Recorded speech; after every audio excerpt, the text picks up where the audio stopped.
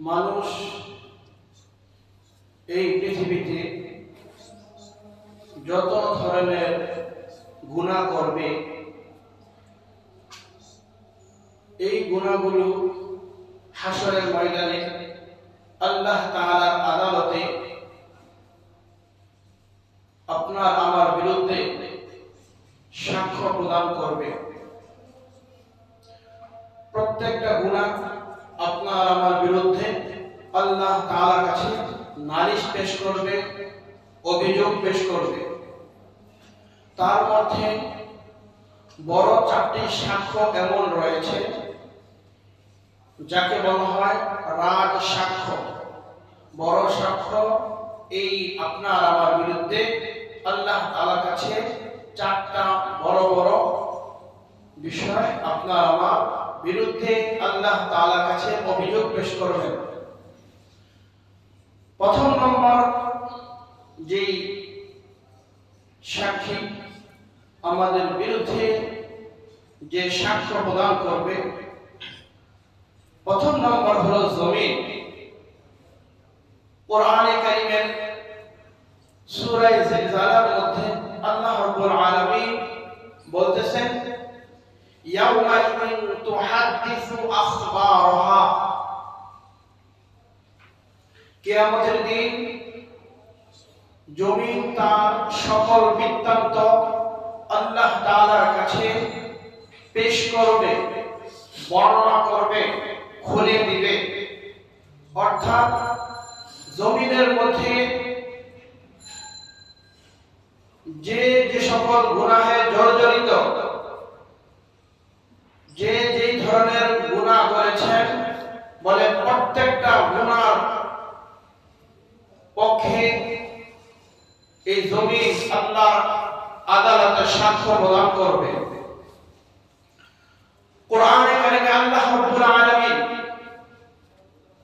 সূরা বনী ইসরাঈল এর 36 নম্বর আয়াতে আল্লাহ তাআলা বলতেছেন এই কথা, ওয়ালা তামশি ফিল আরদি মারহা ইন্নাকা লান তাখরিকাল আরদা ওয়া লান তাবলুগাল জিবালা তুলা।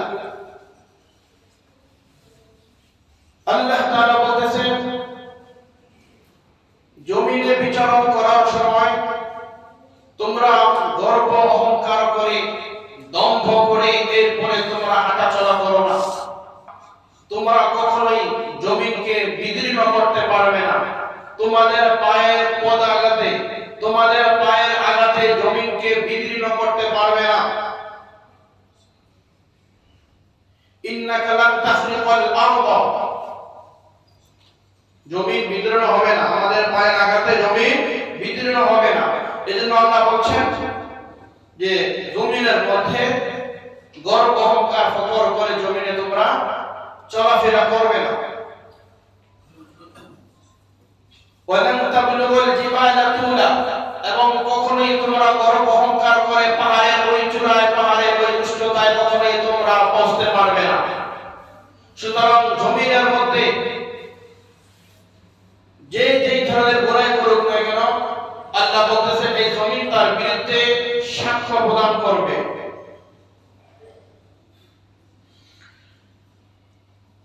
জমিনের মধ্যে খোদার যত নাফরমানি হবে, যত বেহায়াপনা, যত অশ্লীলতা, যত কার্যকলাপ হবে, সব কিছু এই জমিন আল্লাহ তাআলার আদালতে বর্ণনা করে দিবে। কিয়ামতের কঠিন ময়দান, জমিনকে যখন আল্লাহ বলবেন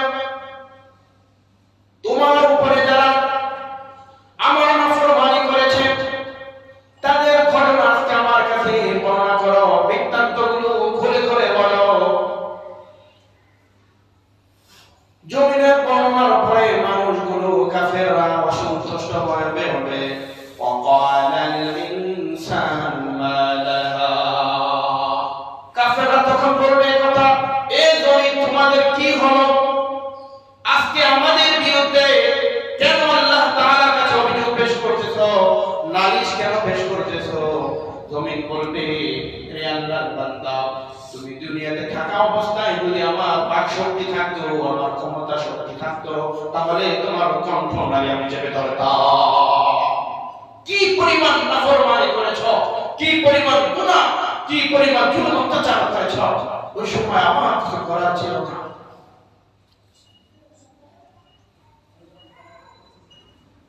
এই 31 ডিসেম্বর আল্লাহর জমিনের উপরে কি পরিমাণ বেহায়াপনা, কি পরিমাণ আল্লাহর জমিনের উপরে নাফরমানি চলেছে। এই রাত্রিতে যে পরিমাণ মদ মানুষ পান করেছে,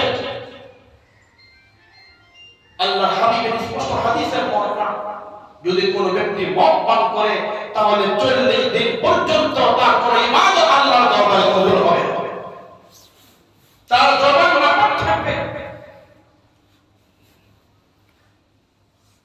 এই জমিনের মধ্যে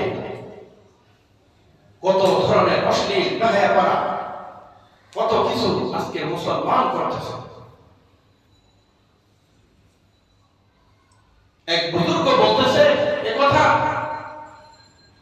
তার সাথী তার কাছে গিয়ে বলতে, হযরত আমাকে কিছু নসিহত করেন, আমাকে কিছু উপদেশ প্রদান করেন।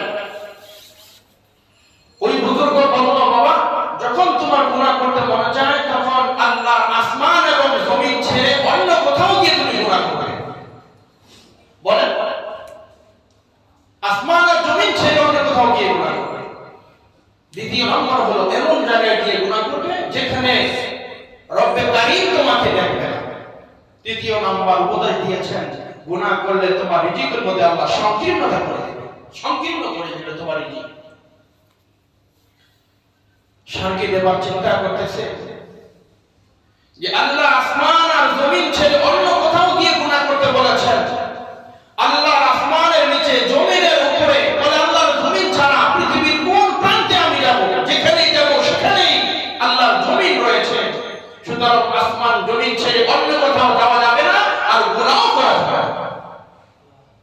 দ্বিতীয় নম্বর হলো এমন জায়গায় গিয়ে গুনাহ করবা যেখানে গুনাহ করলে তোমার রব তোমাকে দেখবে না।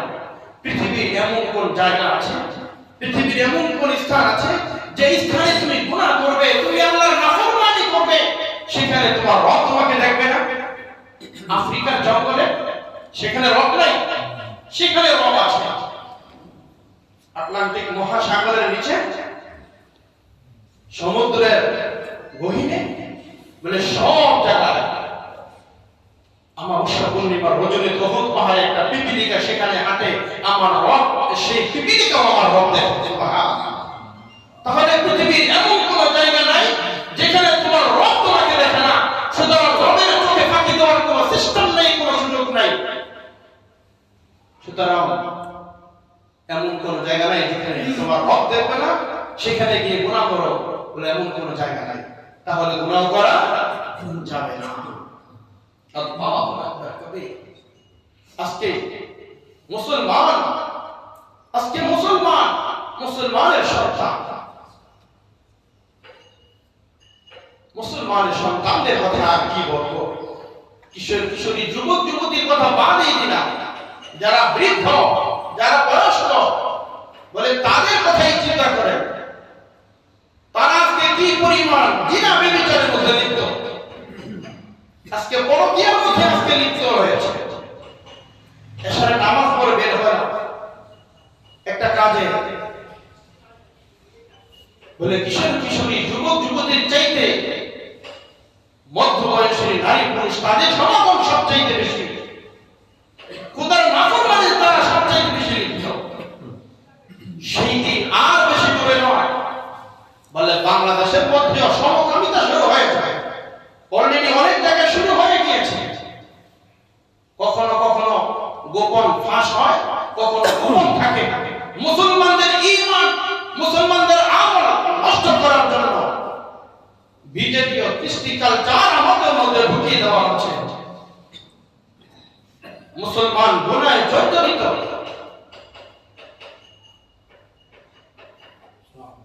হযরত লূত আলাইহিস সালামের জমানায় বলে সমকামিতার এত ব্যাপক প্রচলন হয়ে গিয়েছিল, আল্লাহ রাব্বুল আলামিন তাদেরকে ধ্বংস করে দিয়েছেন। আল্লামা শেখ সাদি রহমাতুল্লাহ আলাইহি বলেন, আখদা ওয়ান্দে কে হাঙ্গামে শহর, আখদা ওয়ান্দে কে হাঙ্গামে শহর, কদর কওমে লূত রাজে রুজওয়া। বলে ওই খোদা যিনি লূত আলাইহিস সালামের কওমকে তার পুরো জাতি সহ আল্লাহ তাআলা উল্টাইয়া দিয়েছেন।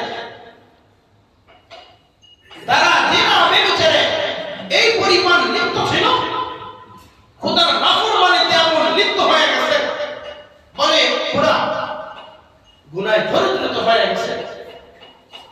বলে যেই খোদা লূত আলাইহিস সালামের কওমকে জমিন সহ উল্টাইয়া দিয়েছে, ওই খোদা ওই রব এখন আছে না নাই?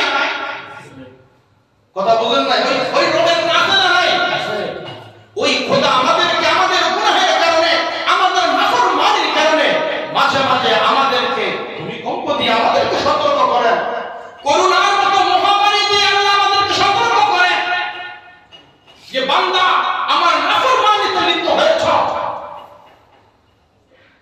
আমার হুকুম আমার গোলামি বাদ দিয়ে নাফরমানিতে লিপ্ত হয়ে গেছ, আল্লাহর হুকুম ছেড়ে দিয়েছ, সেজন্য তোমাদেরকে মাঝে মাঝে কিছু নমুনা, কিছু আযাব আমি আল্লাহ তোমাদের সামনে পেশ করে তোমাদেরকে আখিরাতের কথা স্মরণ করিয়ে দেব।